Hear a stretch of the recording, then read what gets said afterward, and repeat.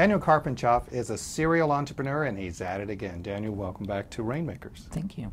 But first off, the Nexus. Tell us about the Nexus. Last year, in 2011, a few of us, Jonah Whitkember, Rachel Gerald Cohen, and I got together to found the Nexus Global Youth Summit on Innovative Philanthropy and Social Entrepreneurship. And it is essentially a global community that, through exposure to ideas and to culture and diversity and challenges and problems that we're facing, is tasked with inspiring young affluency to enter philanthropy.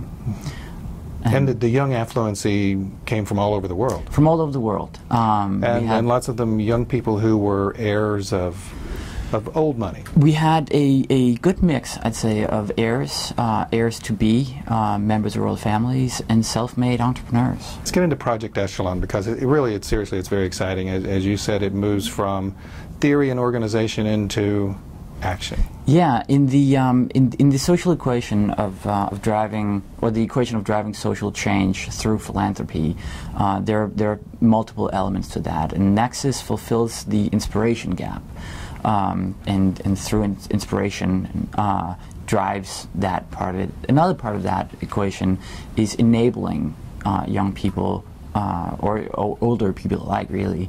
We're focusing on youth. To actually do something. It's action-oriented, and it's less about why things are important, and more things are important, that is why we do. So they're supplementary to each other, but focus on very different parts of that process. Now, this latest invention by you, if you don't mind me calling it that, is something that is new and is just pretty much getting off the ground. It's very, very new. The first year it'll run in fairly quiet mode. We're going to play around with the different of models, and at some point next year do the actual launch. So it's very new. I left the Nexus a few months ago to focus on this solely. So yeah, it's in its infancy. But what are some of the things that you hope to do, or some of the focal points of Project Echelon, and who are some of the people that you want to attract? One of the core elements of Echelon, our core values, is to drive experimental philanthropy, and it's applying the entrepreneurial approach, the experimental approach, or some will call it the lean approach, to philanthropy. When looking at the world today, as opposed to 10, 15 years ago, we've seen more people working on improving the quality of the world today. We have more resources to do it today. We're better educated. We have easier information access, better technology. We're hypermobile. And when looking at those different trends, one might come to the assumption or conclusion that we are significantly better off today than we were 10, 15 years ago. And we're not. We're slightly better off today. Fewer people live below the line of poverty. Infant mortality rates have gone down slightly. Life expectancy at birth have gone up slightly. But we should be exponentially better off. And we're not.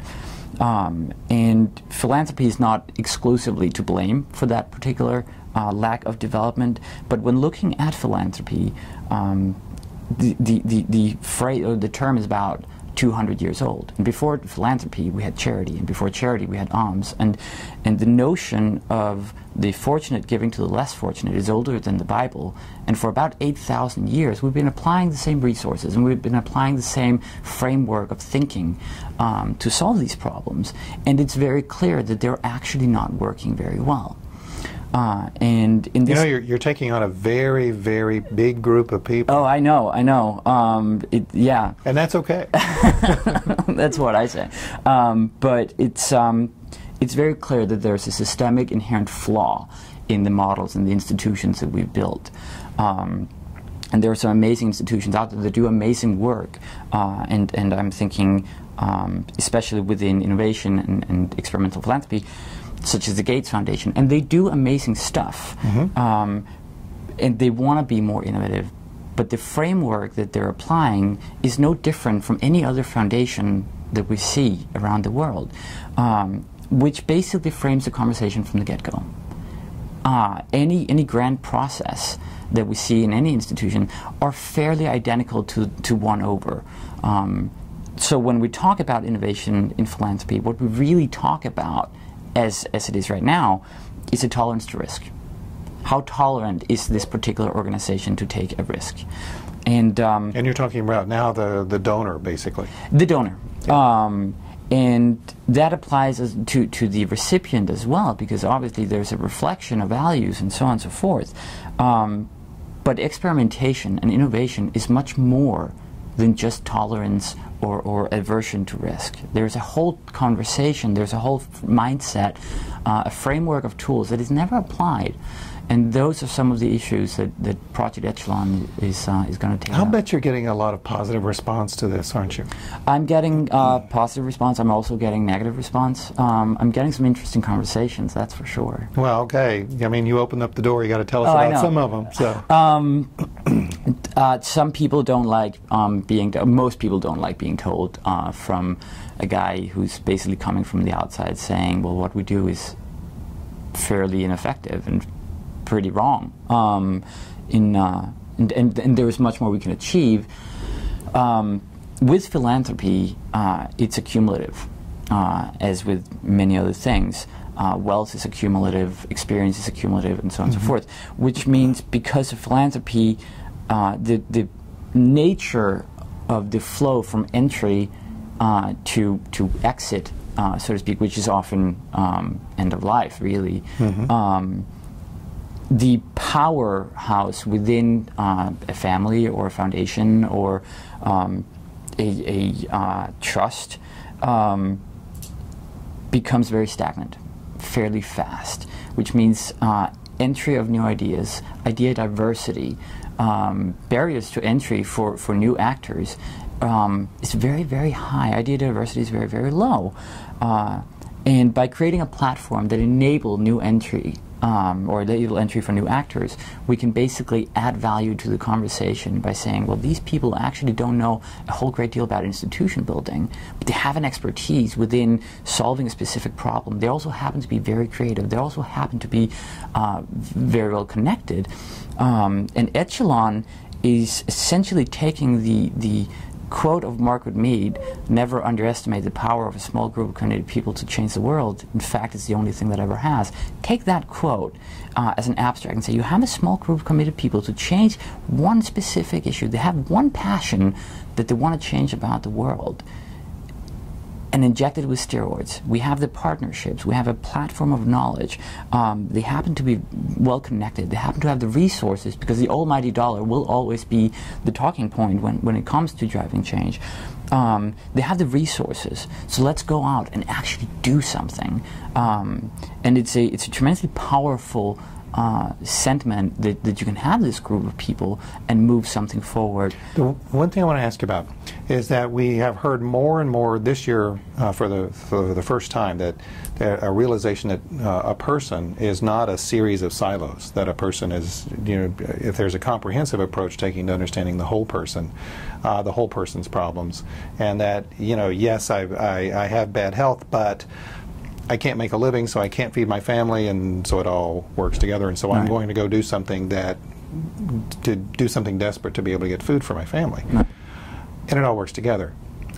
Sometimes. Yeah. In the past, or doesn't work together. Yes. In the past, what we've seen is a siloed approach to trying to fix that. You sound like you're taking a much broader approach. Yeah, I'm not particularly objecting to the siloed approach. But there are definitely links between these different issues. Echelon has a few different core values, one being experimentation and innovation, another being all the different task forces or labs that we're building at its core need to take on a systemic approach to solve the problem, as well as either be scalable or replicable.